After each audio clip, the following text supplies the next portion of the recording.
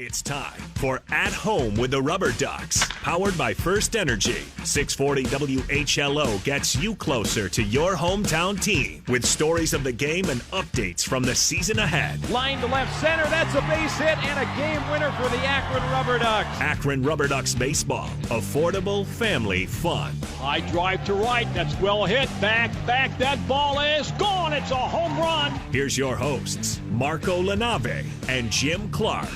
Welcome into this week's edition of At Home with the RubberDucks. Marco Lanave joined by Jim Clark. And this week we take you behind the scenes at Canal Park and let you know what goes into some of the magic that you experience at the ballpark, visiting with our promotions manager, Kyle Hixenbaugh, creative services coordinator, Gabe Wasylko, the director of food and beverage, Brian Manning, and also Chris Walsh, who is the head groundskeeper, director of field operations, that all work so hard to make the magic of Canal Park. And Jim, we get to appreciate it on a nightly basis. You're right. Very talented people, and we're lucky to have them. You know, they make things when you walk in just like stepping into your home. You're treated very well. They do a fantastic job.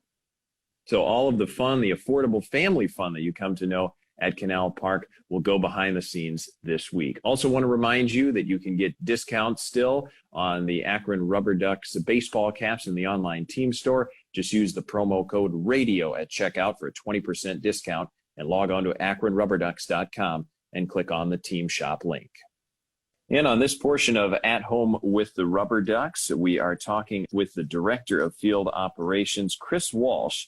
He oversees all the groundskeeping for the Akron RubberDucks. Chris, first of all, thanks so much for joining us. And what is it that falls under your responsibility during a game day at Canal Park?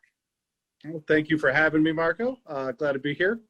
My responsibilities at Canal Park are obviously the playing surface, providing a high-quality playing surface that meets the standards of Major League, Minor League, and the Cleveland Indians, as well as the RubberDucks, as far as number one priority, safety.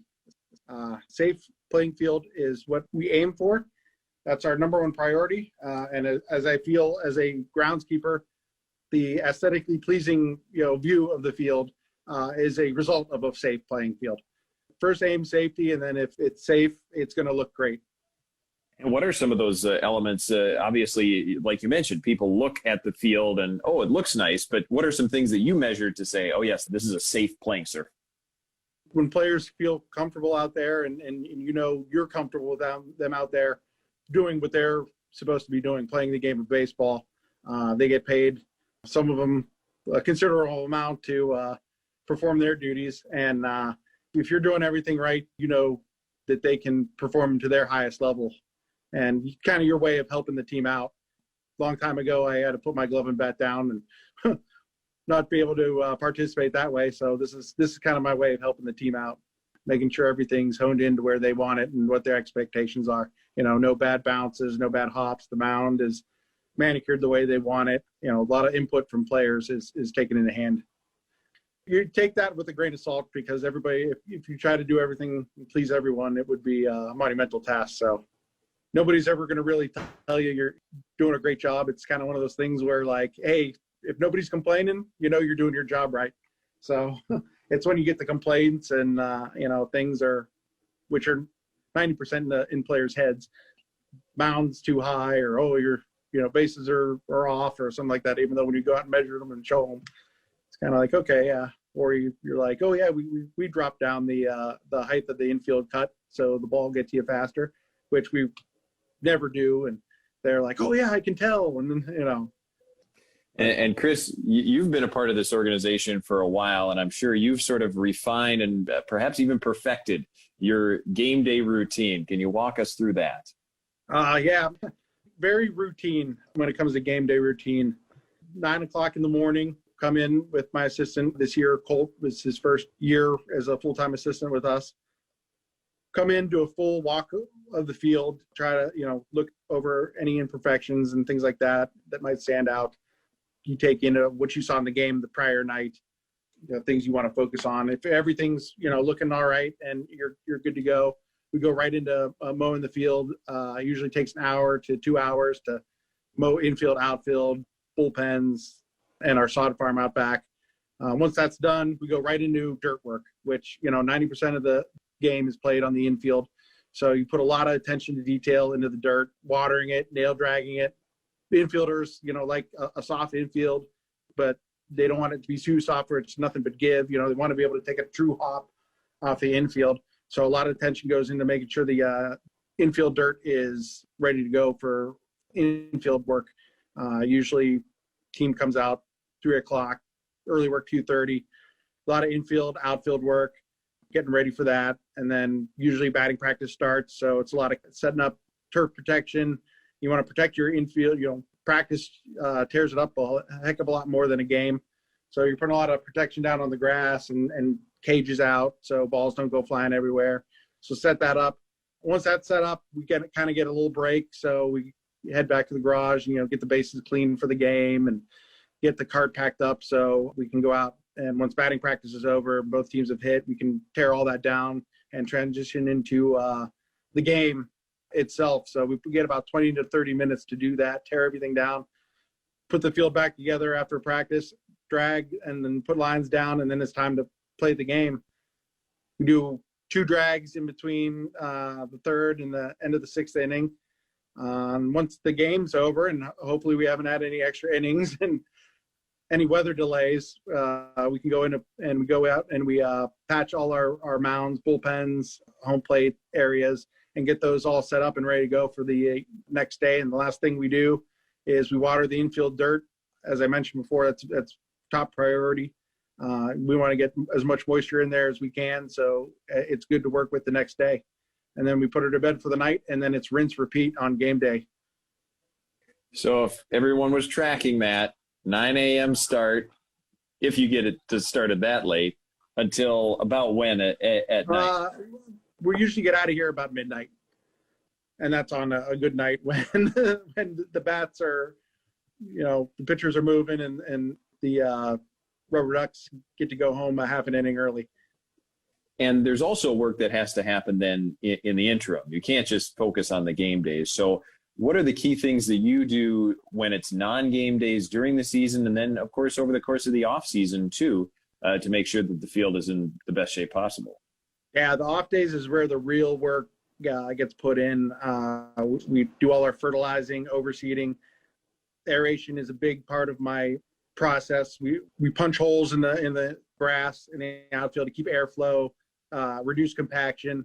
When we do fertilize, the nutrients can get down into the soil a lot easier. Any kind of mound slope repairs to make sure that we meet all the major league and minor league regulations, all that kind of stuff. We really do a lot of our fine tuning and real work, whereas opposed to game day is just routine stuff. And then anything that we've seen over during the course of a homestand that needs direct attention, say first base area where guys have been leading off gets a little low, we'll repair that, add dirt and level everything out and make sure it's back in shape for the next homestand. So a lot of the detail work is on off days. And then off season, it's a lot of putting in repairs, resodding, put a lot of grass seed down in the fall, punch more holes, make sure irrigation's shut down and drained properly for the winter so we can fire everything back up in the spring and be a step ahead. Because you never know what the weather's going to be like in Northeast Ohio. What is the most challenging part of your work, or maybe the most challenging time in the course of a year? Challenging part of work is definitely dealing with weather. I mean, if you could predict the weather, you'd be making a lot of money doing that as opposed to working in minor league baseball. But yeah, just trying to deal with weather and still get games in, because both the team and the franchise depends on you to get games in, and all that part goes back to making sure the tarp's on and getting it off before it burns the grass and causes more problems and costs you more money, and still making it safe, which it all leads back to that safety. And Chris, what's your favorite part of your job? Just being able to take it all in and seeing the hard work and the hours you put in and seeing a game on the field, just knowing that, these guys, especially during a win, you did your part to get that team there, and when the players get to move on and move up, and they tell the next guy at the next level what a great field you have, always makes you feel good. That was Chris Walsh, the Director of Field Operations for the Akron RubberDucks. This portion of At Home with the RubberDucks was brought to you in part by Ambridge Hospitality, Fairfield Inn and Suites, and the Courtyard by Marriott, Akron Fairlawn. All partners presenting RubberDucks baseball. Coming up next, we'll take a look at the ballpark promotions with the promotions manager, Kyle Hixenbaugh. That comes your way right after this. You're listening to At Home with the RubberDucks on 640 WHLO, your new home for Akron RubberDucks baseball, powered by First Energy. Here at Sarah Auto Park, community service has always been a priority of ours. These days, that spirit is more important than ever. Join us as we do everything we can to take care of our doctors, nurses, all other essential businesses, and their employees. If our community needs us for anything, even to safely get a bag of groceries to our most vulnerable, we're here. We'll get through this together. Sarah Auto Park. This is RubberDucks broadcaster Marco Lanave. When people ask me who's the #1 pick for print and copy solutions in the Akron area, I tell them Meritech, the pride of the RubberDucks for the past 9 years. Meritech's roster also includes IT consulting, cloud voice and data services for a powerhouse lineup to reduce risk, control costs, and increase productivity. So call Team Meritech today and tell them the RubberDucks sent you. Meritech Technology to empower your business. Exceptional care means having access to world-class physicians and services. That's the care Cleveland Clinic Akron General provides to Akron and the surrounding communities. Whether it's primary care or specialized services, we put your needs first with care that is comprehensive and, best of all, close to home. Cleveland Clinic Akron General is committed to the community and your health. To learn more about our services close to you, visit akrongeneral.org. KeyBank makes it easy to manage your money anytime, anywhere. I am crushed for time. KeyBank can help. How? And how soon? You have a smartphone? I have to. It keeps me organized. Download the KeyBank mobile app and then use your phone to deposit checks on the go, transfer money, even pay bills automatically. Awesome. Indeed. Learn how you can make even more financial progress when you use the Red Key, only at KeyBank. Visit key.com or your local branch. Member FDIC. Are you looking for a great apartment with the best location? Fir Hill Towers Apartments is just a 5-minute walk to the University of Akron or a 5-minute drive downtown. You'll find spacious living, convenience, and fun with a wide variety of restaurants and entertainment just outside your door. Perfectly suited for young professionals and students on the go looking for off-campus living. Stop by 55 First Street Hill, Akron, or call 330-762-7000. That's 330-762-7000 today and reserve your apartment home. For a lawn that looks as good as Canal Park, depend on Grassmaster. They're a locally owned and operated full-service lawn and landscape company. The development of a healthy and attractive lawn or landscape requires a great deal of time and hard work. It's Grassmaster's commitment to providing the necessary ingredients of knowledge and treatment materials to develop a healthy and attractive lawn or landscape. By choosing Grassmaster as your lawn and landscape company, you are assuring that your investment is protected and will grow in value year after year. Visit thegrassmaster.com. Everyone at Honda wants you to be safe. And right now, you need a car you can count on and your dealer to go the extra mile. So if your Honda needs parts or service, we're right here ready to help. Working to follow all government guidelines in order to get you what you need and help you stay safe with a reliable car that's ready to go when you need it. Visit NorthernOhioHondaDealers.com. Your business has a story to tell. Let Fast Signs Medina help you using the right mix of visual communication solutions like signs, banners, digital displays, fleet graphics, mobile marketing, health and safety communications, and so much more. Give Fast Signs Medina your business challenge and we'll come up with a plan to grow your business, reach more customers, and accomplish more than you ever thought possible. Fast Signs Medina. More than fast, more than signs, more than ready to help you grow your business. Call today and say Go Ducks for your discount. This is At Home with the RubberDucks on 640 WHLO. Deep drive out to right field. Rafaela turning, watching. It's gone to the Bud Light line. Tiki Terrace. Your new home for RubberDucks baseball, powered by First Energy. Welcome back. This is Marco Lanave, and this portion of At Home with the RubberDucks is brought to you in part by Precious Cargo Trailways and Stofers, both in the lineup presenting RubberDucks baseball. We now talk about game day promotions at Canal Park with the promotions manager for the RubberDucks, Kyle Hixenbaugh. Basically, on a regular game day for me, it's kind of crazy because, I handle all the game entertainment and I also MC. So not only am I quarterbacking every motion of the entertainment, I'm also the MC, doing that about 10 times a game. So a regular game for me gets very crazy, a lot of multitasking. But I think as the season went on last year, kind of my first year in the role, I got the hang of it and was able to wear many different hats in a very smooth manner. So whom do you oversee and direct in your role? Just in my role, I have about an intern group of about 10 to 15 individuals on a regular game day basis. Like I said, we're a lot of different hats, so we need a lot of help. And I definitely don't oversee anything that Gabe does, but I kind of guide him with a lot of the sponsorship activation. I map it out, with a lot of production schedules and everything, just to map out the game so we're really organized. But also, sponsorship activation is a huge piece of both of our jobs. So me and Gabe Wasylko, our creative services coordinator, me and him work hand in hand on providing the entertainment. And, both of us just, are kind of partners in crime there. So where do fans usually see the work that you are putting in? What they're going to see is they're going to see on the field. I think that's the product that you're going to get with all the entertainment. That's from all the in-game promotions and also, the bobbleheads, the giveaways, and the theme night, the celebrity that's coming out. That all comes through me and all filters through me. So that's kind of where I get the pleasure, just seeing people excited about being out here, wearing the T-shirt, have the giveaway in their hand.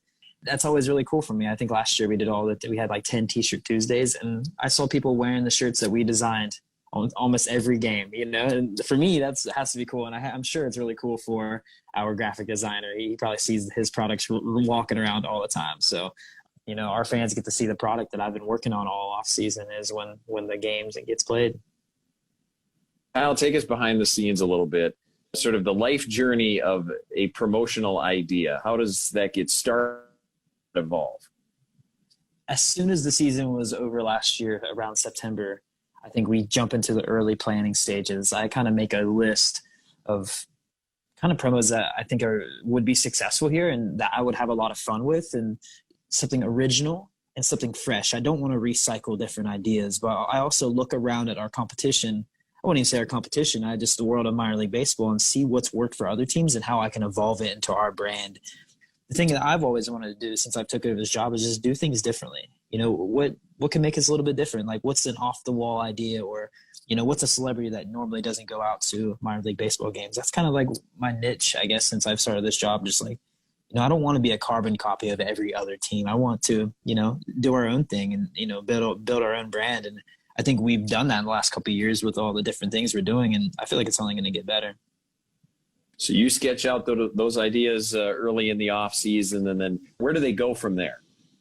Yeah, so, I sketch out those ideas, and then about every Wednesday, once we get into the fall, we have a promotions meeting. So usually that's when I unravel out the ideas, and it's great because our staff obviously gets involved. And I think if I rattle out an idea, they evolve my idea and make it like 360 all the way around. Like, hey, we could do this with this night. We could have this type of food product. And it kind of, branches off the ideas, to say one person can build all these different promotions all the way around. There's no way, you have to have the commitment and help of the staff to actually pull all these off. So once we get into the off season, those promotion meetings are big for us. And I kind of set the basis of the ideas, and I get new ideas in the meetings as well. And I think that the more you get everybody else involved, the better it's going to be. So at what point do promotions all get settled for a season? Is there a deadline that you have to work with? I always try to get it done before we go on our winter break. So at least the basis of the ideas by then. I think that's kind of been the deadline for me, is to have everything locked in by then, so I'm comfortable once we hit the new year, I can hit the ground running. And then to make those ideas come to life, what is your day-to-day work then as you prepare for the season and then in season on a game day? Yeah, so, once we get those promotions set, I kind of take a deep dive into them and use a lot of the notes from our promotions meeting after meeting with everybody to really make from every point, from point A to point Z, we're going to make this promotion really cool. And that's kind of where, after I set the schedule, that's when I get to do a deep dive in each of them. And really, that's where I go into detail of the very small details that you'll see at the game. It's mapped out ahead of time. It's mapped out during these slow months of the off season, because once the season gets going, I think pedals to the floor, we're going 100 miles per hour. So you don't have a lot of time to map things out. You're just, you're executing all the stuff that you've planned. And I think that's like the biggest thing I've learned in this role is, I have to obviously prepare beforehand to make sure all this stuff happens the way I envisioned it. I can't be doing things last minute. And I think I kind of learned that from the start. So what is your favorite part of your job if you had to pick one aspect? So I'll give you the primary, and then I'll give you maybe a subcategory as well. So I think my favorite would probably be running social media. I think I love being on Twitter, Facebook, and Gabe runs our Instagram and helps on Facebook as well. But that's one of my favorite parts of the job. I love kind of being the face behind the brand and kind of make things fun. And that's just how I personally use social media and to do it with our brand and bring our brand and give our brand a personality. And on social media, I think that's probably my favorite thing to do. I'm always on there. So even if we have days off, it's what I do. And it's kind of just, I see it as kind of a hobby of mine. Another one of my favorite parts would be the rebrands. I think growing up and bringing a brand to life has always been, what I want to do with my career, and to be able to do these rebrands and get to design the hats and jerseys for the teams on the field and the help in the logo design process and everything.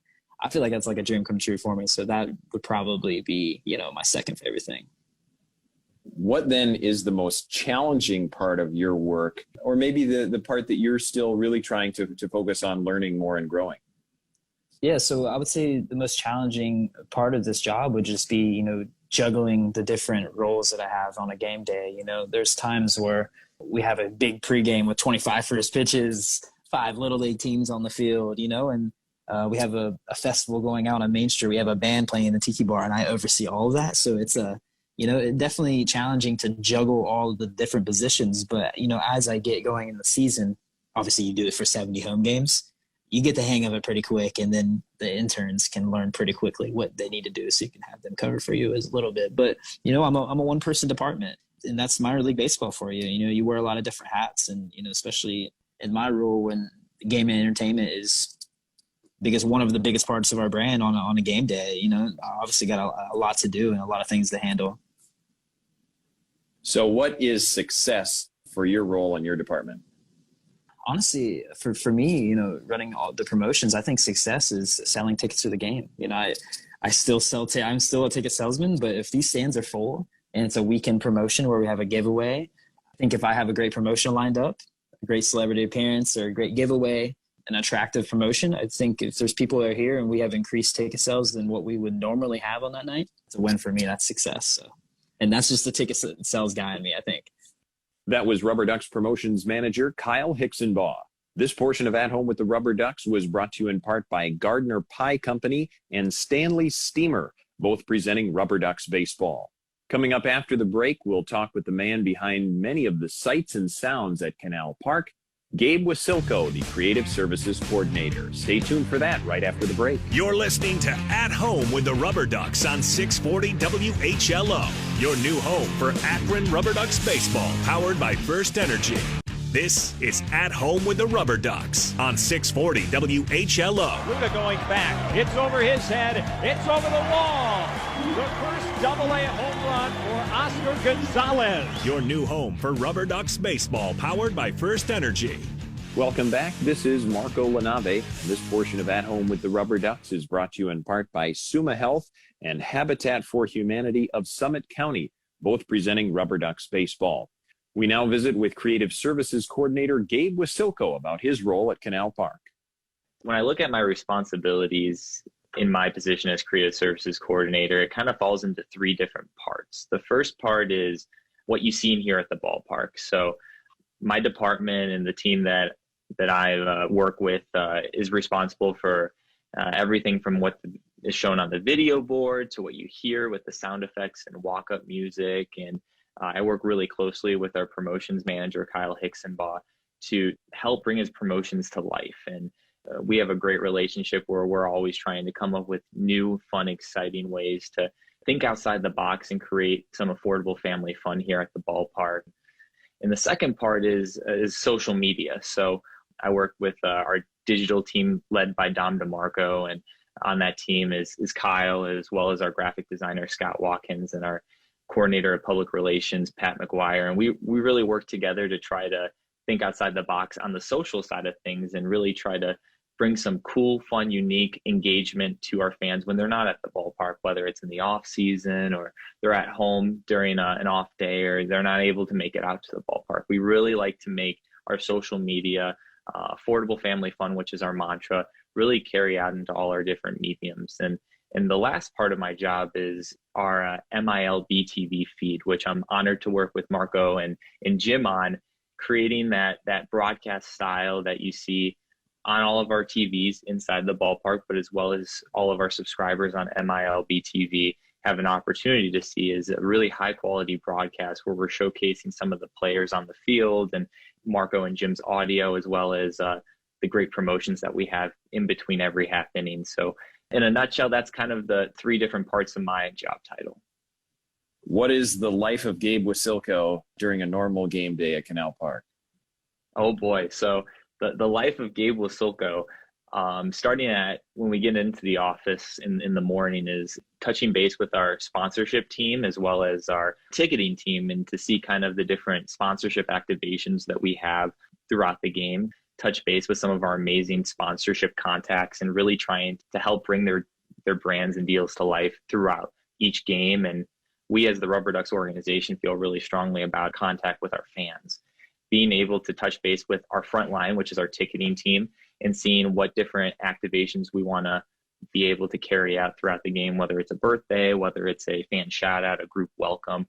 We really try to touch base with a lot of our different fans and make lasting memories at the ballpark. So normally at the beginning of the day, we're touching base on some of those pieces. And then I'll work with our graphic designer, our art director, Scott Watkins, to get all the graphics in the computer for the game. And I have a great help from our production staff, emphasis on the duck in production, but it's a group of 25 students ranging from ages 15 or 16 when they're in high school, all the way to some people who are a little bit older that just love to be around the game and watch baseball. And they're really the lifeblood of our department. They're the ones that are running the cameras throughout the game, running the replay, running the video board during the game. Our PA announcer DJ does a fantastic job in getting the crowd pumped up. And part of my job on a normal game day is making sure that they have everything that they need and produce during the game, and making sure all the graphics and all the cameras are set up ready to go. It's an honor to work with all those great members of our team. And then closer to game time, it's grabbing a lot of social content and meeting with the players and trying to get some behind the scenes looks at kind of the batting practice and the fun promotions that we're having, but giving fans that inside look of, okay, this is what's happening at the ballpark as we gear up for first pitch, and trying to do that through our social media. So is there any one time that you would call the busiest part of your game day routine? Probably the busiest time is right before first pitch, starting at probably on a normal 7:05 game at about 3 o'clock, going down, gathering some photos and videos of our players during BP, but also showcasing what's going to go on at that night at Canal Park, and really trying to gather all that content right before the game so fans that are at home can see, oh, this is happening at the ballpark. Let's go pick up some tickets, or let's tune in tonight to see what the RubberDucks have. So probably 3 to 4 hours right before game is kind of the busiest time. And then once we're going into the moving through the game and everything hopefully is running smoothly, that's kind of when it slows down a little bit. So Gabe, what is your favorite part of your job? I think my favorite part of the job that we're able to do here at Canal Park is twofolded. One is working with our amazing staff, front office members that really, they not only love baseball, but they love making lasting memories for our fans. So I think the most exciting part of my day is coming in and seeing everybody and being able to spend time. And we spend 70 games together throughout the season, countless special events throughout the off season, and we become a family because we love baseball, but we love making people smile and making lasting memories. And I think my second favorite part of the job is really making people smile. And when we look at minor league baseball, it's not necessarily the score on the field or if the Ducks win or lose. It's about if people are having fun and people are enjoying the promotions and people are enjoying just being at the ballpark for a baseball, a day of family time, a day of great promotions and fantastic food. And I think that's the best part, is seeing people smile at the end of the day and becoming lifelong RubberDucks fans. What would you say is the most challenging part, or maybe the part that you're still really trying to work on learning to do better in your job? Well, I think you hit the nail on the head, Marco, is really just constantly trying to think of the next cool new idea. And I'm very thankful to be on such a great team with Kyle and Scott and Dom and even you, Marco, of really trying to think outside the box and come up with some really fun, unique ideas that no one's ever seen before. And I think when we're looking at minor league baseball and Akron and minor league baseball, is we have an opportunity to be trailblazers in the industry and really think outside the box. I think something that I'm very passionate about is the fan experience and the fan engagement. When fans come to the ballpark, they're following along on their phones during a game. They want to check a Duck score, or they hop on our social media and want to check in to see what's happening with the team. Just that fan engagement piece is we're always trying to evolve with and constantly trying to integrate technology into the ballpark, into our game days and our off-season days and everything we do. It's thinking outside the box and really trying to be on the forefront of whatever's coming in this industry. What's been maybe the top highlight for you so far in this unique year that has maybe made some different projects possible for us? So I think this year was definitely unique. It was a little bit different, but it was very rewarding. And I think it was very rewarding, and kudos to the entire staff, because it wasn't ideal, but we're getting through it, and we've been able to come up with some really cool, fun ideas. And one of the ones that kind of sits with me is our opening day at home back in April. That was one of the most special projects that I was honored to be a part of. And it was great working with our team and really coming up with some unique ways to put a spin on something that everybody loves. Everybody loves coming to the ballpark on opening day, and it creates lasting memories, and it becomes some sort of a tradition for a lot of people. And being able to carry out that tradition in this crazy time was absolutely rewarding. And I think it was really cool because the organization had to come together. It took everybody from our sponsorship team to our promotions team to our ticketing team, touching base with a lot of our fans and getting them excited. To even Mike DeWine throwing out a first pitch was extra cool. So I think opening day at home will probably be one of our favorite events that, at least in my opinion, that we've ever done. That was RubberDucks Creative Services Coordinator Gabe Wasylko. This portion of At Home with the RubberDucks was brought to you in part by Luigi's and the Pellegrino Music Center, both on the team presenting RubberDucks baseball. Coming up next, we'll visit with Brian Manning, the Director of Food and Beverage at Canal Park. That comes your way right after this. You're listening to At Home with the RubberDucks on 640 WHLO, your new home for Akron RubberDucks baseball, powered by First Energy.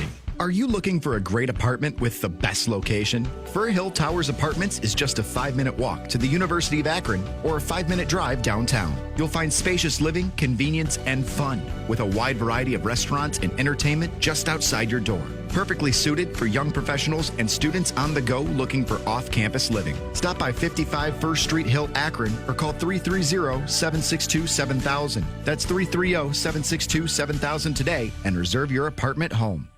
There aren't many things in life that are easy. There's easy listening music, easy chairs, easy money. But did you know that you can enjoy all three while getting rid of your old energy-wasting refrigerator? You can schedule a pickup without moving from your easy chair. We'll haul it away and even pay you for it. So go ahead, take it easy, and let us take it from here. First Energy's Ohio Utilities will pick up your fridge and you'll get $50. Just visit EnergySaveOhio.com to schedule a pickup. Now that's easy. What's better than a good steak? A great steak at a great value in a fun place. Texas Roadhouse. From fall-off-the-bone ribs to made-from-scratch sides, we've got something for everybody. Great steak at a great value. Texas Roadhouse. Located at 4310 Lake Point Corporate Drive in Stowe, and now offering drive-through, carry-out, and curbside service. Visit texasroadhouse.alohaorderonline.com or call 330-920-9844. Bridgestone Drive Guard tires deliver a clutch performance that won't leave you stranded on the side of a rural road or a busy highway. They're engineered to take a puncture and to keep running up to 50 miles after a flat at 50 miles an hour. Plus, you'll get the smooth, quiet ride and impressive tread wear life you've come to expect from Bridgestone tires. Let the clutch performance of Bridgestone Drive Guard tires give you peace of mind. Bridgestone, proud sponsor of the Akron RubberDucks. Here at Sarah Auto Park, community service has always been a priority of ours. These days, that spirit is more important than ever. Join us as we do everything we can to take care of our doctors, nurses, all other essential businesses, and their employees. If our community needs us for anything, even to safely get a bag of groceries to our most vulnerable, we're here. We'll get through this together. Sarah Auto Park. No savvy traveler likes long lines or waiting around. So, lucky for you, the Akron-Canton Airport is easy and fast. With affordable on-site parking, quick check-in, and short security lines, you'll be through the airport in just minutes. CAK gives you more freedom to enjoy the things you love, like vacationing.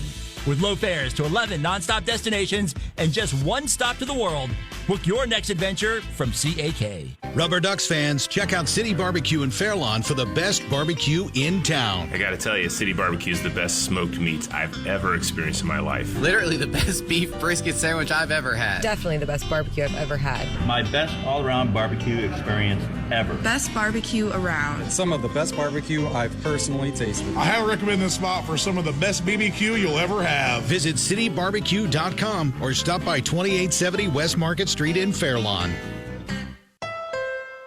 Everyone at Honda wants you to be safe. And right now, you need a car you can count on and your dealer to go the extra mile. So if your Honda needs parts or service, we're right here ready to help. Working to follow all government guidelines in order to get you what you need and help you stay safe with a reliable car that's ready to go when you need it.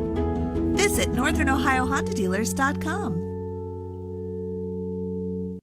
This is At Home with the RubberDucks on 640 WHLO. Deep drive out to right field. Rafaela turning, watching. It's gone to the Bud Light line. Tiki Terrace. Your new home for RubberDucks baseball, powered by First Energy. Welcome back. This is Marco Lanave, and this portion of At Home with the RubberDucks is brought to you in part by Visit Jacksonville and Papa John's, both in the lineup presenting RubberDucks baseball. We now go behind the scenes of the food and beverage operation at Canal Park with Director of Food and Beverage, Brian Manning. My responsibilities at the ballpark basically is anywhere that involves food and beverage service in the ballpark. So the concession stands and portables, the suites, our game day restaurant, the game grill and bar, our group hospitality areas, duck club, foul territory, tiki terrace, and just really anywhere where food and beverage in the ballpark is served is part of my responsibilities. So how do you fit that all into a game day routine? On average, about a 14-hour day. So you have to be very organized and meticulous with your approach. Otherwise, you fall behind. You never really catch up. So beginning of the day really starts with making sure what we need for that day is either in the building or scheduled to be coming in the building. So all of our orders from our vendors, making sure we have all the products we need in our warehouse to be able to distribute to all of our locations. And then after that, it kind of goes into the cooking and the prep side. So for a 7 o'clock game, people don't realize a lot of items, old items and things like that need to get prepped, start getting prepped hours before the game starts, so veggie trays get cut, fruit gets cut, items are thawed out from a freezer to a fridge to be able to be cooked later in the afternoon. So all that's a trickle-down effect that needs to be started in the morning. So making sure that we not only have the items getting ready to get prepped, but also making sure that the staff that needs to prep that is arriving in a timely fashion. And then really towards the mid-afternoon, you're really starting to look at, hey, what is our staffing levels today? What is the anticipated ticket sales? We track those day-to-day leading up to the homestands, but, we might sell, 800 to 1,200 tickets on the day of a game, plus a huge walk-up. So, really tracking what our staffing levels are in comparison to where the tickets are moving.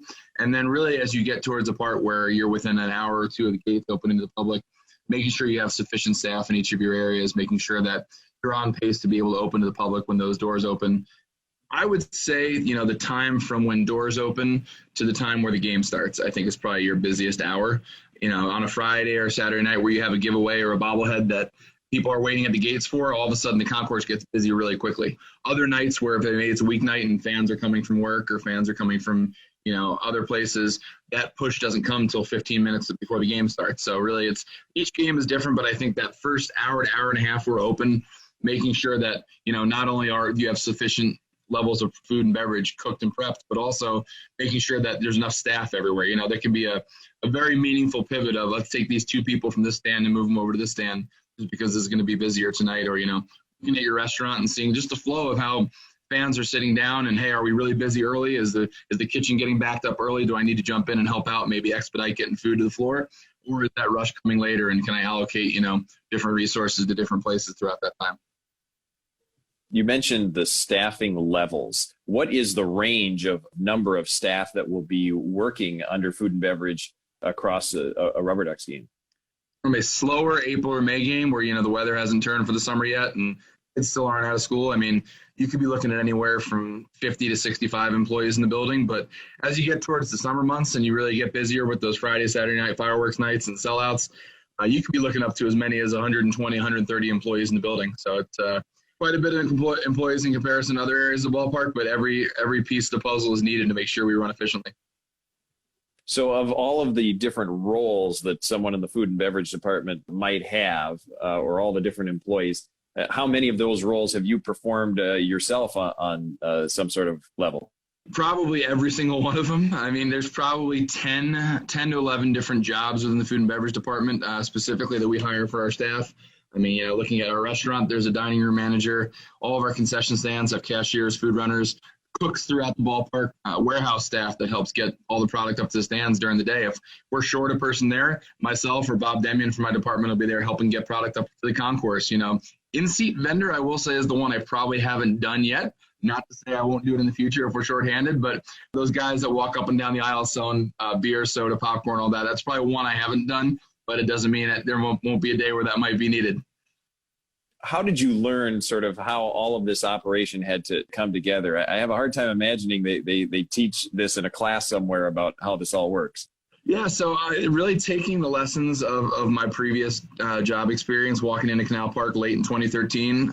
Opening day 2014 was a little bit of a shock just because you can talk about it in the offseason all you want, but you don't really see the flow of a specific stadium until you've seen it in action. So I took my experience from my other stops in my career, worked as a concessions manager at Chase Stadium with the Mets, ran food and beverage at Cintas Center at Xavier University, the basketball arena there, and then also was one of the concessions general managers at the Barclays Center on the opening team there in Brooklyn, New York. So every lesson I've learned along the way has been different, but also unique in that it kind of prepares you for your next challenge. So piecing together everything you've learned from the other venues and applying that to the Akron market with the RubberDucks, where, every stadium, every city, every region you go to, the buying patterns, the flow of customers is a little different, and learn quickly how the ballpark operates and how the ebbs and flows of a game day kind of go. Is there a pattern as to what is the most commonly purchased item at Canal Park for a RubberDucks game? Probably hot dogs or beer. I think that's can be said for a lot of baseball stadiums. I think on an average game between all of our areas, we could be cooking and serving as many as 3,000, 4,000 hot dogs a game, and that's just for one busy weekend sellout. We have a couple different dogs. We have our regular dog, which is of beef and pork. We have our jumbo dog, which is an all-beef dog. We have hot dogs like the OBJ dog that's dipped in hot sauce and topped with an onion, bacon, jalapeno relish. All these different varieties of broth, sausages, things like that. So if you really look at the ballpark, we have a foot-long hot dog, which is a half-pound, foot-long all-beef hot dog. So many different options throughout the ballpark for a hot dog and an ice cold drink. So how do you measure success in your work? So I think success on my side is really being able to affect the fan experience. When somebody talks about coming to Canal Park saying, I tried this food item and it was great, whether they throw a picture of it on their Instagram or their Facebook, or, if you run into them in public and say, hey, I'm the director of food and beverage at the Akron RubberDucks. Oh, I was at a game. The food was great. I love this item. I checked out this area. It was great. Being able to hear that feedback, whether it's on social media or person to person from fans that you might know and have known for years, or you might be meeting for the first time and want to tell you about how great of an experience they had. The most rewarding part, I'd say, probably is, being able to walk out at the end of the night knowing what the width of the experience that you're able to affect. So, knowing that 7,500 people just had a great night out on a Friday or Saturday, you know, kind of a feeling of satisfaction of, oh, wow, we changed a lot of people's lives for the better today. Just, you know, you have to earn that $20 from a fan. It's not automatically going to get spent when they walk to a ballpark. That's their discretionary income. So they've taken that money and investing it in our organization to make sure they have a good time with their family or friends. So you have to earn that money. You have to earn that, you know, that experience at the ballpark. So I think also from an employee perspective, seeing the employees come back year after year, seeing the ones that post on their social media 73 days till opening day. I mean, we have that countdown on our front office staff, but I'm very honored and, you know, appreciative that our hourly employees have that countdown on their social media too, just so they enjoy being at the ballpark and being part of that great experience. What would you say is the biggest challenge to all of what you do? I think the biggest challenge to it is just the way the ebbs and flow of the seasonality. So I think you open up with opening day, and it's a sellout, standing room only, first game of the year. Everybody's so pumped that baseball's back. And then April, Northeast Ohio, it could be 35, 40 degrees out. So you kind of dip a little bit in the attendance, and then you hit Memorial Day and you get busier again once the kids are getting out of school, and you have your Friday and Saturday night fireworks nights in the summertime. And then you hit late July, early August, and a lot of your high school and college employees start to go back to school. So you have the challenges of, you know, from a staffing perspective, working with a little bit of a less base staffing wise. And you look at the challenges of, okay, do we have enough employees this night? Do we have to pivot and figure out some backup plans? I think the staffing is probably the biggest challenge because the needs are so inconsistent throughout the year that you really have to A, build a history on what exactly is needed, and B, be able to pivot on a short time frame when, let's say, 5 employees call off, or like last year. And like I said, you're mid-August, your college and high school employees are going back to school, so your employee base is shrinking at that time of year. But all of a sudden we have a Tuesday night sellout where Corey Kluber's making the start on a rehab appearance for the Indians. So that's your ultimate, you know, jumping into every possible job out there. Well, that's one thing we were doing that night because, you know, the ballpark was packed and most of those tickets were sold within 72 hours of that game. So you knew those people were coming to that game. The redemption rate would be high. Everybody would be there. And it was certainly a whirlwind of 4 hours, but it was something that was great to be a part of. And once again, that's that challenge that really makes your job interesting day after day, is being able to tackle those hurdles that come across that way. Thank you to Brian Manning, the Director of Food and Beverage at Canal Park, and thank you also to Gabe Wasylko in Creative Services, Kyle Hixenbaugh in Promotions, and Chris Walsh, the Director of Field Operations, for taking us behind the scenes of a RubberDucks game day at Canal Park. Join us again next Sunday at 6 o'clock for another episode of At Home with the RubberDucks. The final episode of At Home with the RubberDucks will be Sunday, September 6th, marking the final weekend of the originally scheduled 2020 minor league season. So stay tuned for 2 more Sunday episodes of At Home with the RubberDucks. For Jim Clark, I'm Marco Lanabe. Thanks so much for listening. Stay safe and healthy, everyone. Thanks for listening to At Home with the RubberDucks. To listen to previous shows or for more RubberDucks baseball, follow the Akron RubberDucks podcast on the iHeartRadio app. For the latest on the team, go to AkronRubberDucks.com and follow the Akron RubberDucks on Facebook, Twitter, and Instagram. Akron RubberDucks Baseball. Affordable family fun.